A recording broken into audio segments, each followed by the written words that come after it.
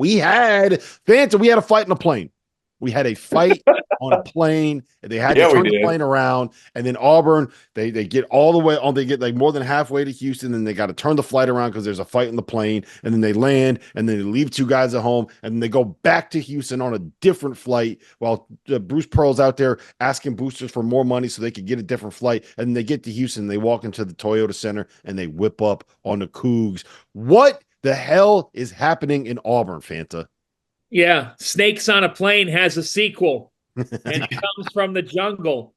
Well, 2 planes later, Auburn has their first ever non-conference win over a top 4 opponent. What a win, what a game, and what a 24 hours for that program.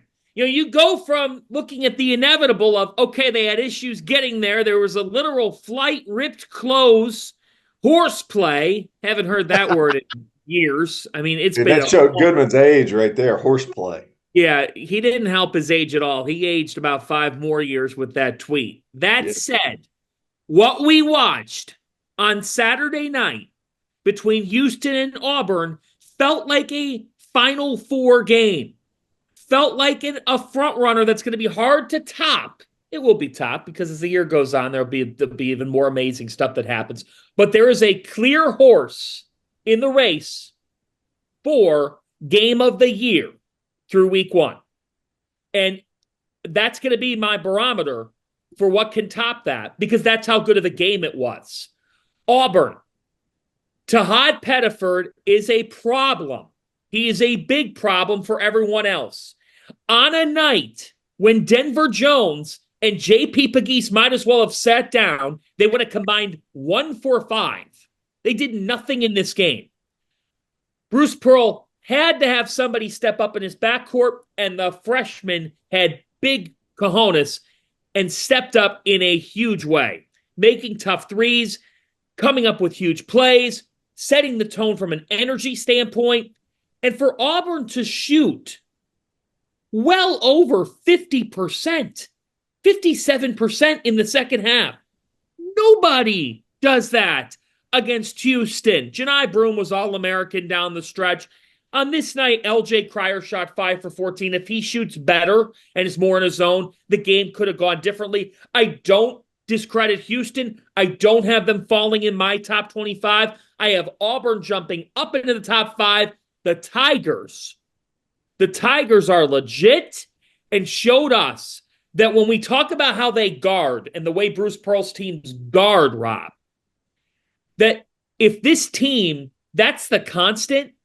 But if Pettiford is this big of a problem and those other guards figure some things out, yes, Auburn can get that elusive national championship. I mean, look, man, like Janai Broome was awesome in the second half, right? We were talking about before we hit record. There was one play early in the second half where it felt like Houston was kind of pulling away with it. I think they pushed the lead out to 9, and Janai Broome gets the ball in the wing and takes one dribble and takes off from the logo and just goes up with 2 hands and puts it down over Juwan Roberts. And it was really, really impressive to see that. I think I underestimated how big and long and athletic they were on all of their wings, right? Even without 6'8" athletic Ja'Kai Howard and 6'7", 240-pound Jaheim Hudson, like there was just wave after wave after wave of 6'7", 230-pound athletic, aggressive, tough, physical wing that you could put out there. They can go big with Dylan Cardwell playing next to Janai Broome. They can play small with, with I guess it's frankly small, but Janai Broome at the 5. My one thing with Tahad Pettiford, though, is we saw the flashes from Aiden Holloway last year, right? He had, I think it was 18-6 in the first game of the season against Baylor. I want to say he had 24 against Indiana at one point in December. He had another big game and I think he scored 15. Blanking on who they played. It was the second week of the season, but he was awesome for like the first 4 weeks of the year. And then you got to SEC play, and then teams kind of had him better scouted, and they were playing teams that kind of knew what Auburn wanted to do, and you just kind of saw it fall away for Aiden Holloway a little bit towards the end of the year. So that's my question with Tahad Pettiford, right? Like, is this something where he can last the whole season playing this way? Because if he is, he changes it. You know, T.O., we talked about it a little bit. He's much more Jared Harper than he is Aiden Holloway. I Like would he's hope just so. so That's quick. high praise then. That's very, Yeah, very yeah. high I praise. think he's that. I think he's that good. If you remember, like we all saw him at Peach Jam. Mhm. He was playing alongside Elliot Cadeau, his going into his junior year, and then Elliot reclasses up, and then it was like Tahad's thing. But Tahad's much more of a scorer, and Bruce has always done well with those type of guys, lead guards that can score, create a little bit on their own. Like I'm not gonna. I'm not. I mean this in a good way. He's found a way that's worked. Bruce hasn't varied up a lot of his calls or what he's done offensively. There's been some tweaks, some not Calipari tweaks, but there's been some tweaks. But he does best with a guy who can create, and you have a quick high ball screen, and a guy can go. Tahad Pettiford's that guy. And I said before the season to our straight out the jungle pod on the field of 68 guys, I was like, how quickly Tahad Pettiford gets comfortable could be very indicative of how good Auburn does in the pre-conference. Mhm.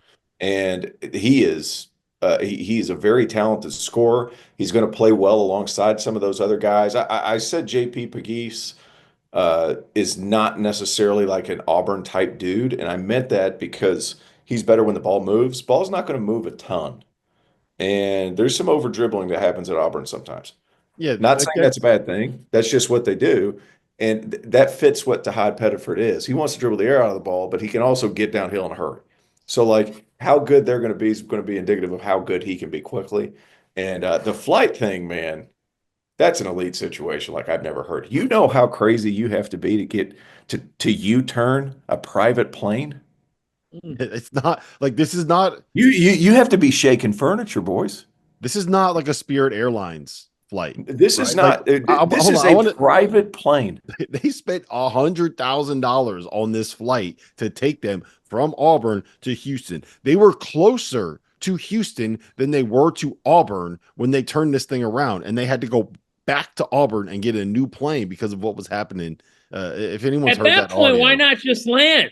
At well, that point, but I guess that's a situation where Ja'Kai Howard and Jaheim Hudson were not going to be welcome back. I mean that the consequences here, the repercussions from this are going to be fascinating whenever they do get released. Isn't it a felony to cause a disturbance in the air like that?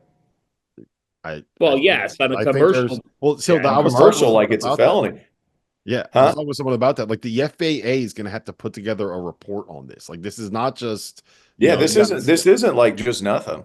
Yeah, Like, dude, could you imagine being 30,000 feet in the air and somebody causing a scuffle so bad the plane moves? yeah. So it was a freshman and a senior. You know what I think And, happened? You know what I think happened? yeah, but okay. Did you guys see the body language of Ja'Kai Howard? Yes. Did you see this? Yes, I saw the video. Right. Okay. I think a senior said, I'm tired of your shit. Quit being a punk. And then Ja'Kai said something back. And like it just started to rumble. Ja'Kai's had maturity issues in the past. That was kind of his red flag with the 5-star rating and all that stuff.